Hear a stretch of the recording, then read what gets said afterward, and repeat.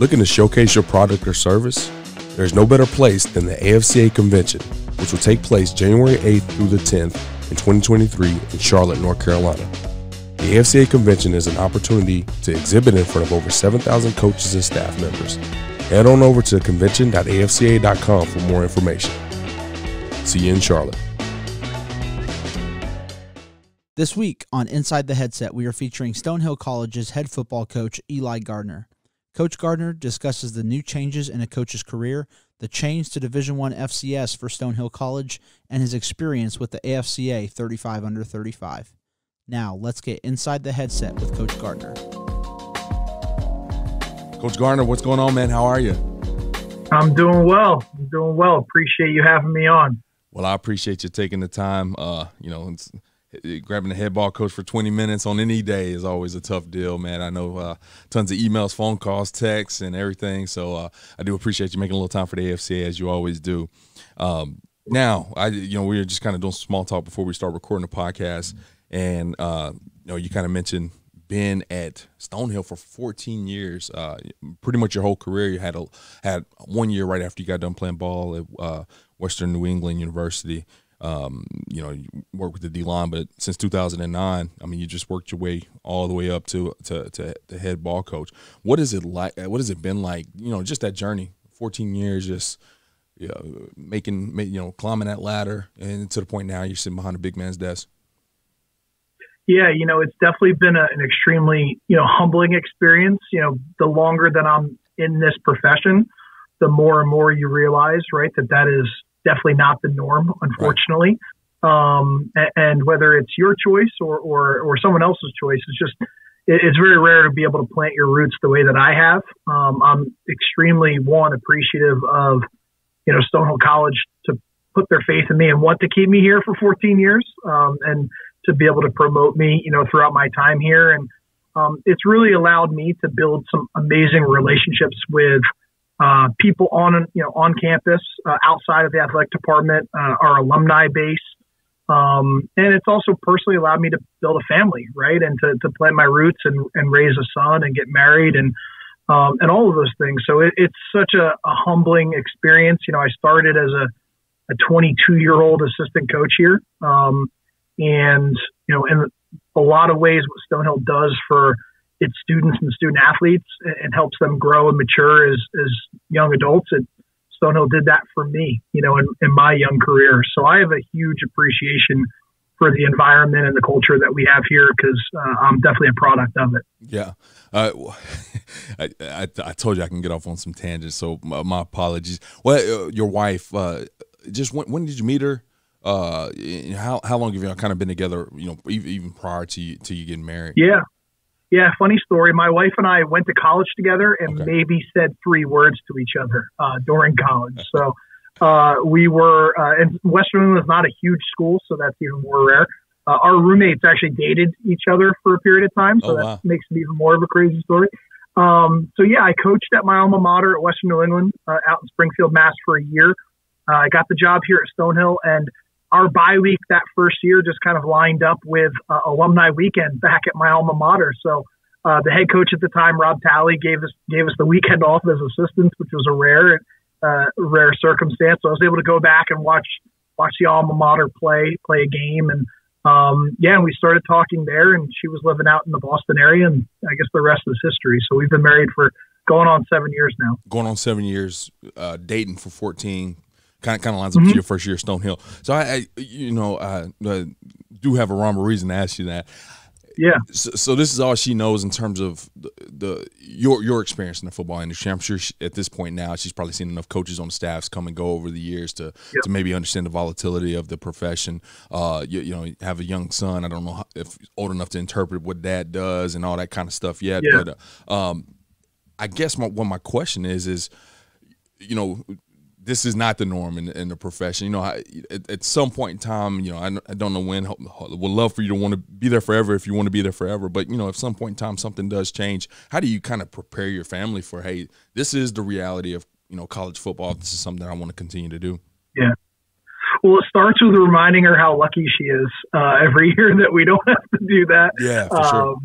Yeah, no, but more serious note, I think, she's definitely, I think families are aware of the profession and the if you want to call it volatility of the profession in terms of you don't typically see people, spend that type of extended periods of time at one, college or university. Yeah. So, I think it's definitely a conversation that's come up, over the years. I think there was definitely times where, I had interviewed for other jobs or had been pursuing other opportunities potentially. And, for whatever reason, and the circumstances just led to me, staying here at Stonehill. And, so we've been, we're definitely very aware and very appreciative of, as a family, for that. And I think it just, it helps feed into our approach every day, how we approach, our family life, our professional lives. And, but yeah, all she knows is my coaching career at Stonehill. And, obviously that's changed and evolved as my role has changed and evolved here and as the program has changed and evolved. But also, I've been very purposeful in terms of, making sure that, when it's, I'm going to be wherever my feet are. So if I'm here at work, I'm going to be here at work. If I'm at home, it's time for me to be a father and a husband or a boyfriend 7 years. You know what I mean? So, I've tried to do a good job of but at the same time, she knows if the phone rings, I'm going to have to answer it at times. So, but yeah, I think it's something that it's definitely helped shape our approach. Yeah, I'm sure over the last about 4 or 5 years, that phone rings a little bit more than what it was ringing 14 years ago. But when you walked into that role, a lot of us, I would like to say all of us, especially former ball players, we all have these dreams, aspirations in high school. We want to go play college. Most of us want to go play at the next level, and it's no different. You get into coaching, and I would say a large amount of guys want to go hoist up that trophy, on national TV and be the biggest time coach that they can potentially be. When you walked in 2009 to Stonehill, what were your sights set on? I would imagine it wasn't been the head coach at Stonehill College. I imagine it was probably just doing a good job of where you're at. But I mean, could you picture yourself getting all the way to this role? Was that a goal, or did it just kind of happen that way? Yeah, I think Stonehill was such a unique place at that time when I first got here, because we were growing as a college, right? We were growing as a program, as an athletic department, and I think the football team was growing. I think the commitment to football really stepped up at that point in time, and I was able to go in and really help contribute to some success. In the early 2010s. We had some really good teams in that 2012, 2013, 2014 timeframe for me as an assistant. So I think we were able to build a foundation and a culture of success at that point. But I'd be lying if I said at that point I was thinking I'd be the head coach here one day, or to see where our program has come now. I'm sure we'll talk later about the transition from being a D2 program to being an FCS program like we're going through now currently. Right. So.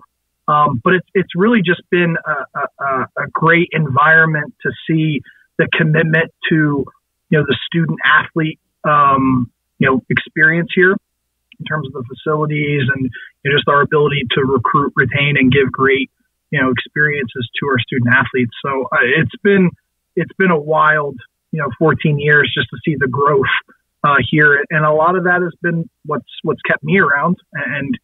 What makes this such a positive experience, I think, for not only our coaches, but obviously our student athletes and our alumni now. Absolutely. Well, a lot of times when you have the opportunity to be a head coach for the first time, I can't put a percentage on it, but, oftentimes it might be at a university or college that you don't have that much experience, and you got to come get your feet wet a little bit. And, you had the opportunity to kind of be at a place that you've known for a long time. Over the first couple of years, you kind of hovered around 500 for the most part. And this last season, you finished with an 8-2 record. Kind of got over the hump, and maybe not there. Every year's a little bit different. But, kind of having that breakthrough season, are you feeling any different as a coach? Have you had to change anything since you showed up for the first time as a head ball coach there at Stonehill?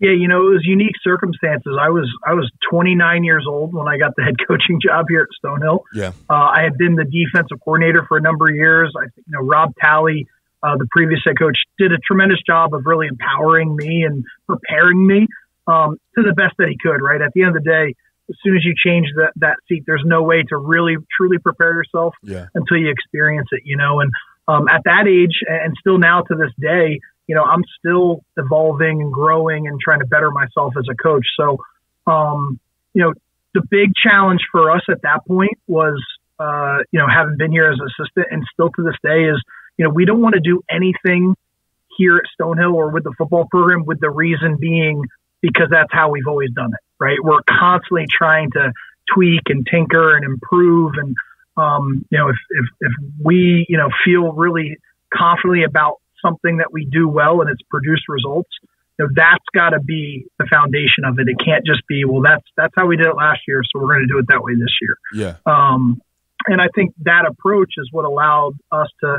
break through, some of those barriers and to break through that 500 record, and it's changed the mindset of our players. It's kept it fresh for our coaches and our returning student athletes, and it's made it something attractive for incoming student athletes to want to come and be a part of. So, I never feel like we've gotten where we need to be. We're always chasing the carrot, and we're probably never going to catch it.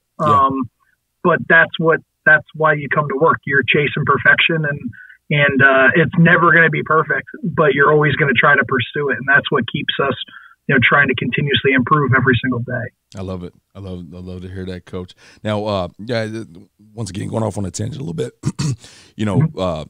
sitting on that staff, at some point in time to get on Stonehill, you had to be interviewed, know a guy, whatever, that got you initially on Stonehill. And as you grew up there and got, climbed that ladder, you probably saw your head coach doing interviews for new guys on the staff. Now, since you've been there, have you made any new hires since 18? I'm assuming you have. Yeah, it was a unique situation because, when I was promoted from the defensive coordinator to the head coach, I was made the interim for a period of time, but went through the whole interview process. They brought in outside candidates, and I really appreciate them for doing that as much as maybe it made it a little bit more difficult for me. For sure. It made me prepare for a head coach's interview that I had never had at that point in my career, right? So it made me think about things that I wouldn't normally think about going into an interview. It made me prepare, and it gave me time to prepare. Obviously, I had a leg up because I had more inside knowledge for what really makes this place tick and what makes us successful here, what can make us successful here. And I was able to use that same approach with my staff. I think at that time, Tyler Moody was our offensive line coach. And, he had done such a great job on staff. And I think in the back of my mind, I knew that I was going to promote him to offensive coordinator when I got promoted to head coach. But I did the same thing that the school did to me to him. I made, he went through the interview process, and it made him prepare and think about things that you don't think about just as a position coach. Right. So, and I've been fortunate now, like I'm going on my 14th year here. He's going on his 12th year here. So that was such a key hire for me to one, keep that continuity, but knowing someone who's really invested in our school and our program and our student athletes, those are the people that I want to have around me every day and around our kids every day. Right. So that's always been my approach. I want good people who work hard, right? X's and O's is a learned trait. At the end of the day, we can teach that to anyone, right? But it's people that are going to invest in our student athletes, not just as players, but as men, right? And that's always been my approach in the hiring process. We've had alums, come back and be a part of our staff. Our special teams coordinator, John Gomes, my first year at Stonehill was his freshman year at Stonehill. So I coached him for 4 years, and now he's coached with me for 4 years. So I think that's just a cool kind of reciprocal process to have guys that have come through our program as players that now want to continue the success and to give back to the program and the school as coaches. So, we've been really fortunate to have some great coaches come through our staff that I've had a chance to work with.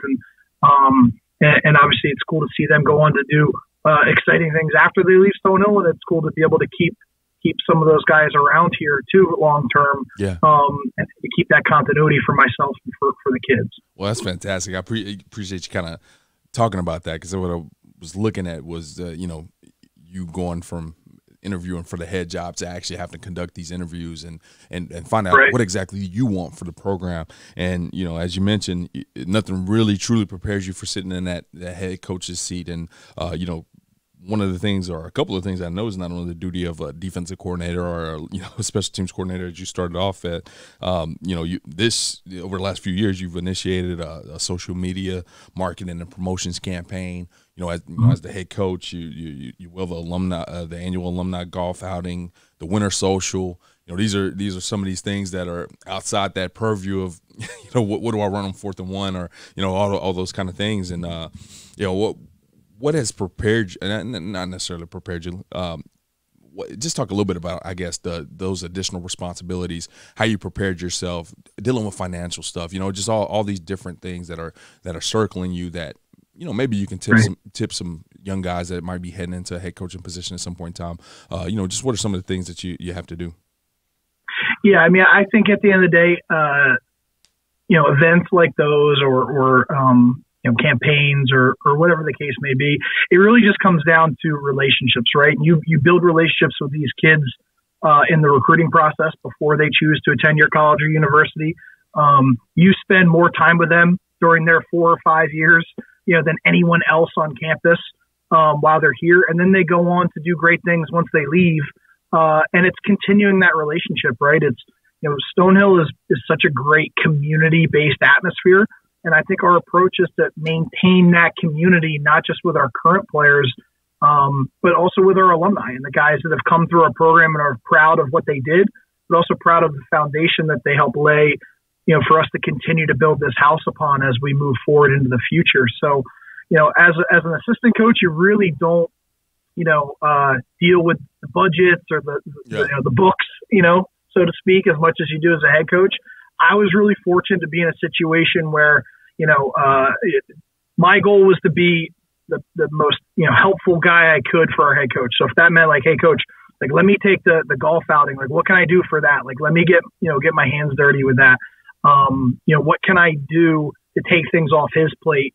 And it's helped shape my approach as a head coach too, because I think at the end of the day, like, I want to make sure that I'm that point person for them when they leave Stonehill and they want to come back and be involved in the program, or to keep them involved in the program. I want to have constant dialogue with them. I want them to hear about the things that are going on around their program that they spent 4 or 5 years, building and sweating and grinding at. So I think that it comes down to approach. You know what I mean? Once they get their diploma, the relationship changes, and in a good way.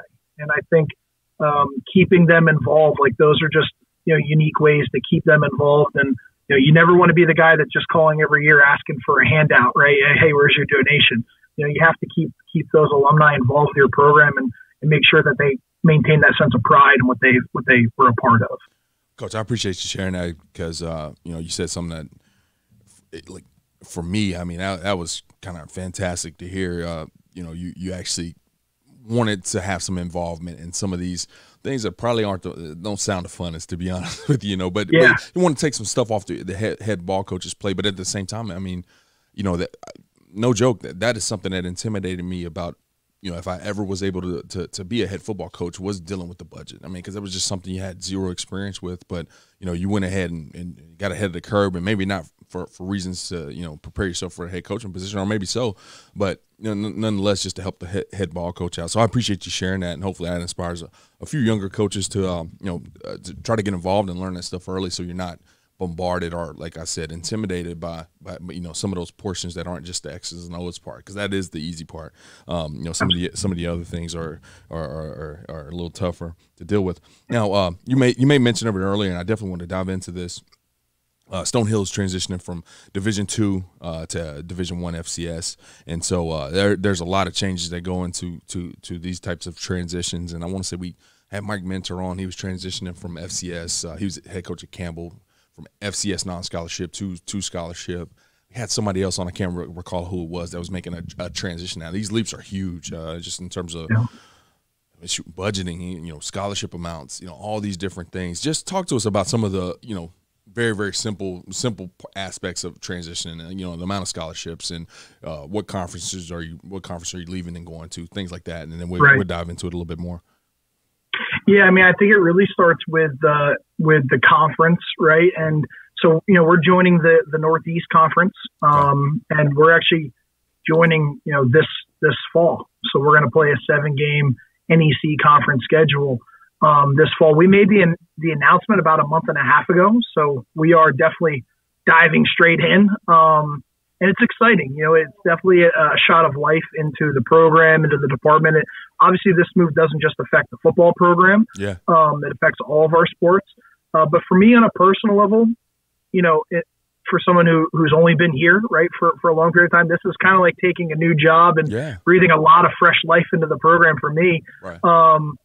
But there is a learning curve that we're going to have to experience, right? It's all new opponents. Some of them that we're familiar with. We played some out of conference, or you're familiar with coaches. You've seen them play. Yeah. But it's definitely going to be a learning curve from that standpoint. A lot of the comfortability that you can build up in terms of, travel and opponents and coaches and schemes over 14 years in one place in the Northeast 10 Conference, that all goes out the window as we make the move to the Northeast Conference. So that's probably the most primary one. Learning a lot of the new compliance issues, right, and kind of staying up on that, because that's definitely different from Division II to FCS.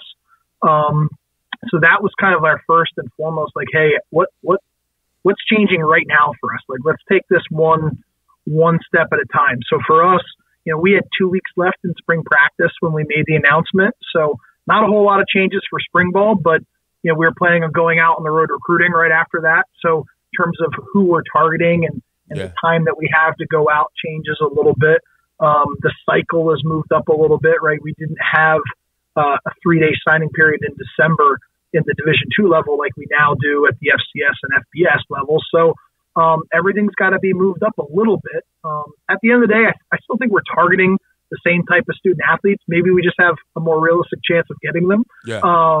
But yeah, so I think that has been a little bit different.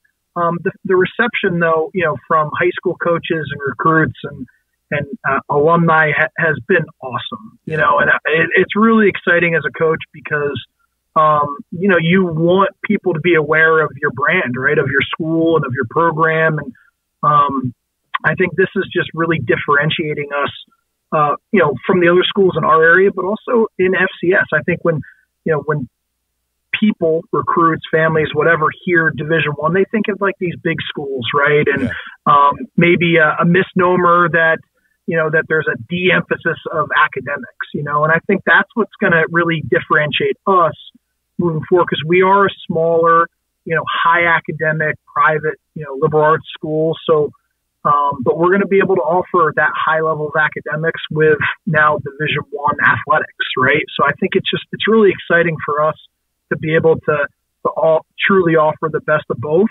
outside of a major U.S. city in Boston. And I think it's such a unique process, and you learn. Just like I learned something new every day when I was a head coach, became the head coach. Now I'm learning something new every day, being a Division I head coach, right? And all that goes into that. So, it's really everything that we were doing before on steroids, to be quite honest. The budget is different, right? Yeah. The scope of recruiting is a little bit different. But at the end of the day, it's, we have to make sure that we remind ourselves that, the field is still 100 yards long, and it's still 11 on 11, and we've got to be ready for that one way or another. So, but we're really excited. Our guys are excited. The department is excited. The school is excited. So it's definitely a unique time for Stonehill College and Stonehill College athletics. No doubt, man. That's unbelievable. That kind of. They dropped the news, and then it's happening this fall. Now, I would imagine was there talk circling this, surrounding this, maybe for years, months. How much prepared were you for this announcement? Were you? Yeah, if you can share that, maybe you can. From the school, from the school's perspective, they definitely didn't just dive into it, right? As quickly as it felt like it happened for us as coaches, it was a 5 or 6 year process, investigation, research, planning, which you appreciate because it shows you that, we were being proactive, right? As opposed to waiting around and seeing something happen. We wanted to go ahead and be bold, right? And to make a move that would differentiate our athletic department, our school, and really set us up for success in the future, right? And I think we all truly believe that is what this move is going to do. I had one conversation, I think the very first conversation I had, and it wasn't much of a conversation, it was more like, hey, what are your thoughts on this kind of deal? It was like right around Christmas time with our athletic director. And I'll be honest, I didn't think much of it at the time. But then we had a little bit of time off right after New Year's, we get back on campus. And then I had another conversation. And at that point, it's like where there's smoke, there's usually fire, right? And it happened pretty quick. We were made aware that it was unanimously voted upon by the board here and that the president was a huge supporter of it. So that process kind of continued as we looked at conferences and we had them come to campus for site visits and we submitted our applications and everything. So that was kind of a stressful time because you knew it was something that now we were committed to, but we were kind of waiting now for the invitation, right? Because you need a league to make that move. So honestly, it worked out really well for us because one, in the Northeast, there are numerous Division I conferences, FCS conferences, right? Whereas at the Division II level, we were the only show in town in the entire Northeast, So, but at the same time, it definitely allowed us to gain some traction, right? And it also worked out well. There was a team in that conference that was leaving at the same time that we were pursuing entrance. So we kind of slid right in there and took their conference schedule. So we weren't going to play, some crazy independent schedule like some other teams have had to do. But at the same time, that means we're going to take a D2 roster, and go right in and play an FCS schedule. So it presents its own sets of challenges that we're going to have to work through. No doubt, man. That's amazing, man. Just how quick that transition kind of went about. Now, I do have this question: when it became official, and you said you're right in the middle of spring ball, you set those guys down and said, "Hey, we're making a jump." Well, what was their reaction? Did they erupt, or did they get it? Did they understand what was happening? Yeah, we did a good job as a department of being open and honest with the community and with our student athletes, right? Yeah. And I think so it wasn't like a complete surprise to them. Okay. They knew that it was something we were pursuing, right? They just didn't know if or when it would be made official. Okay. So, yeah, the guys were obviously extremely excited. I'll be honest, I think we had our worst practice of the spring the very next day. Understandable. So I told them, I was like, the D1 lights are too bright already for us, huh?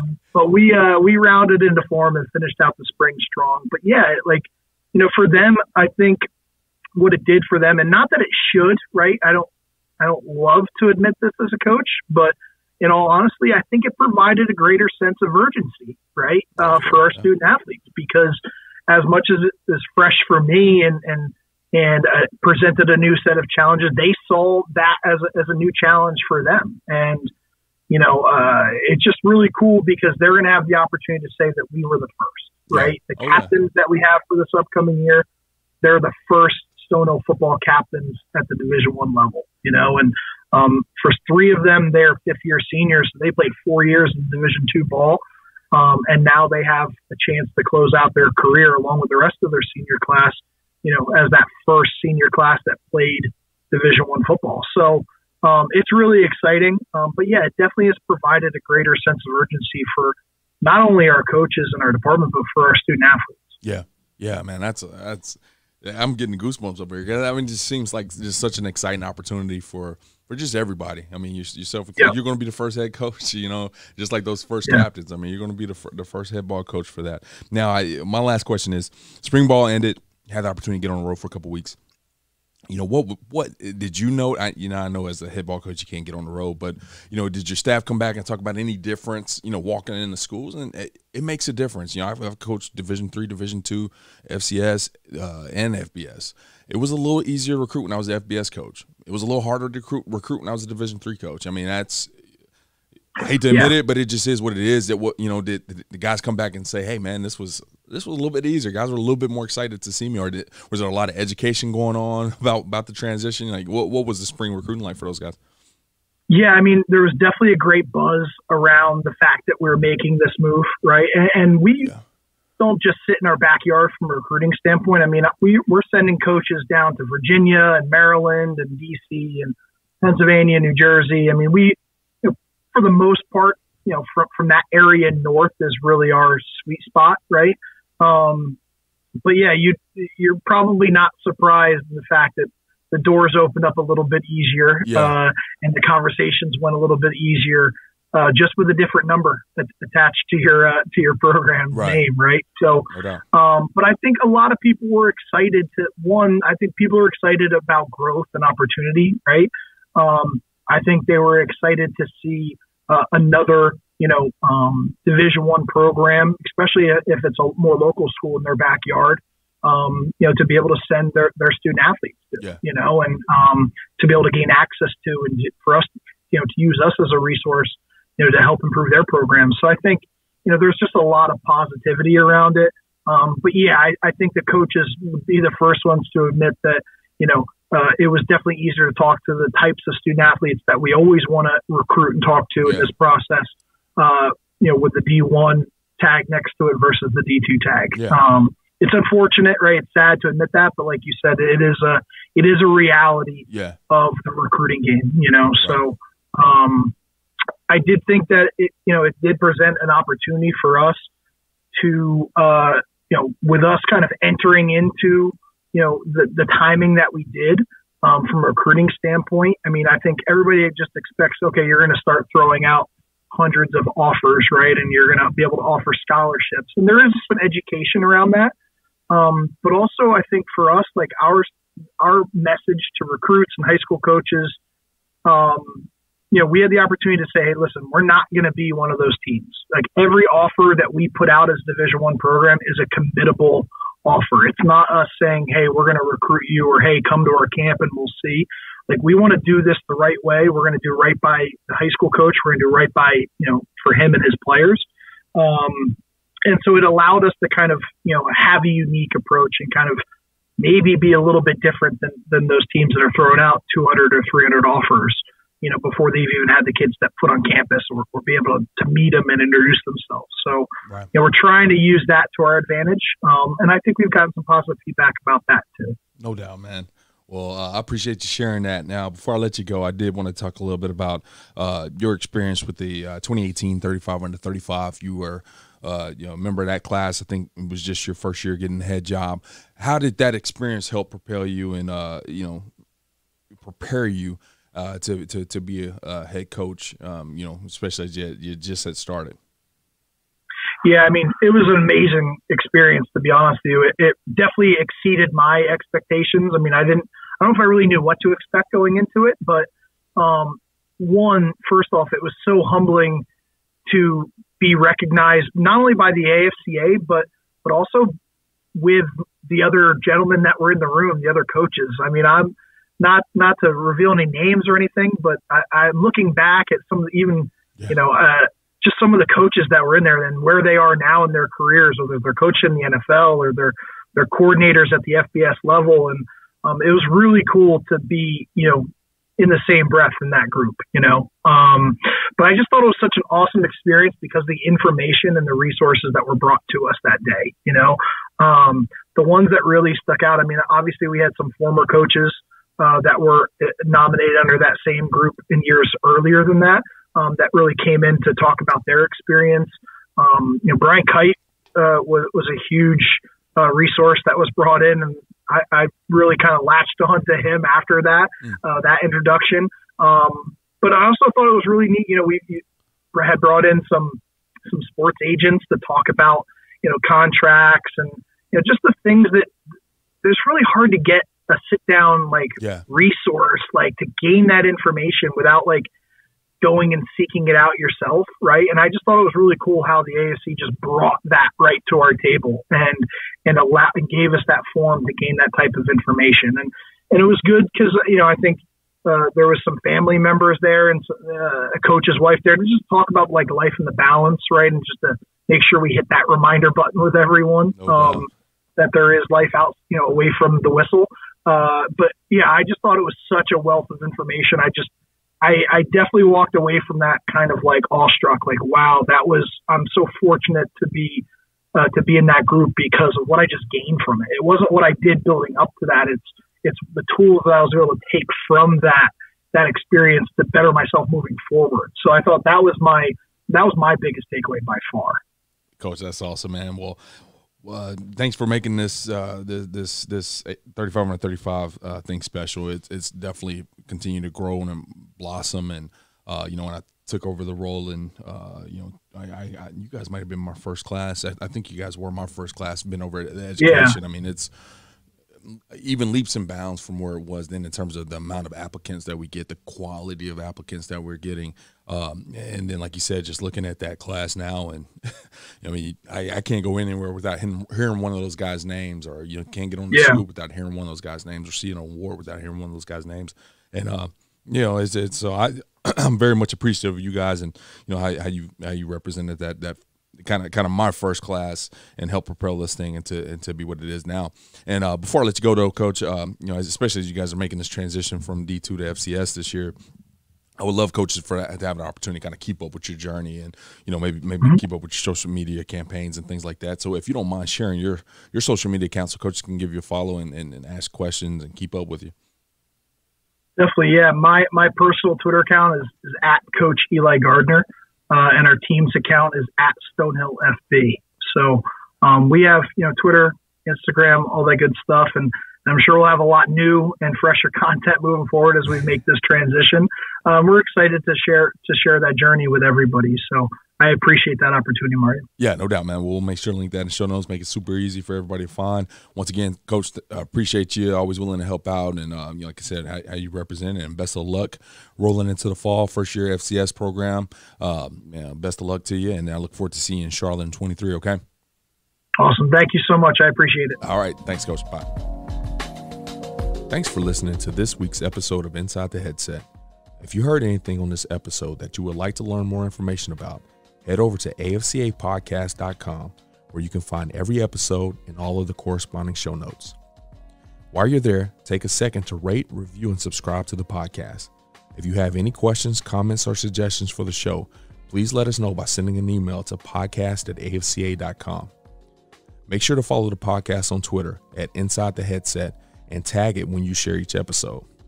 You can stay up to date with all things AFCA by following the @WeAreAFCA Twitter account.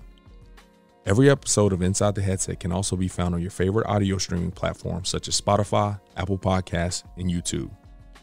If you are not currently a member of the AFCA, be sure to find us online at afca.com and apply to join over 10,000 NFL, college, and high school coaches from around the country who are striving to be the best they can be. With an AFCA membership, you gain invaluable access to the annual AFCA Convention, the bi-monthly magazine, and the new and improved digital library, which contains thousands of videos and articles contributed by hundreds of current and former football coaches. You can also visit afcainsider.com to sign up for our free weekly email newsletter on the right-hand side of the screen. It comes out every Tuesday at lunch and is filled with great articles and stories written by many of the same coaches you hear on the podcast. It's geared to help you become a better coach tomorrow than you are today. Be sure to connect with me on Twitter at Coach Mario Price. And remember, the AFCA is not just an annual convention. It is an association that continually promotes education, guidance, and networking. But it is also so much more than that. The AFCA is about celebrating the past and educating the future. It is about developing great coaches who will produce great teams and even better people. So invest in your skill set and impact today by engaging with the AFCA.